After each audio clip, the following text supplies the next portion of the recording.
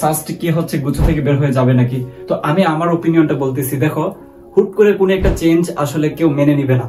দেখো গুচ্ছ পদ্ধতিটাই আসছে কি জন্য, মূলত মানুষজনের কষ্টটা লাঘব করার জন্য, যাতে সবাইকে সবার জেলায় বসে পরীক্ষা দেওয়া সম্ভব হয় বা বিভাগে বসে পরীক্ষা দেওয়া সম্ভব হয়। এখন যদি একটা ইউনিভার্সিটি বের হয়ে যায়, তার মানে কি সিস্টেমের একটা জিনিস নষ্ট হওয়া মানে পুরো সিস্টেমটা নষ্ট হয়ে যাওয়া। তাহলে একটা ইউনিভার্সিটি বের হওয়া মানে গুচ্ছ পদ্ধতিতেই সমস্যা তৈরি হওয়া।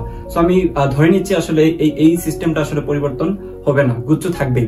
সাস্ট আসলে বের হয়ে আসার সম্ভাবনা আমার কাছে মনে হয় অনেক কম। অবশ্যই জানো যে আমি সেকেন্ড টাইমারদেরকে নিয়ে কাজ করি।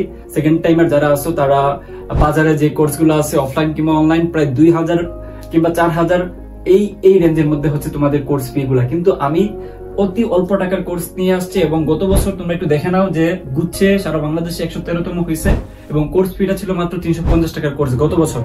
বাট এইবার আমি শুরু থেকে তোমাদের জন্য কোর্সটা লঞ্চ করছি, সো এবার একটু বেশি 400 টাকার কোর্স মাত্র। কোর্সের লিংক আমি ডেসক্রিপশনে দিয়ে দিব। তোমরা যারা সেকেন্ড টাইমার আছো এবং যারা 24 ব্যাচের আছো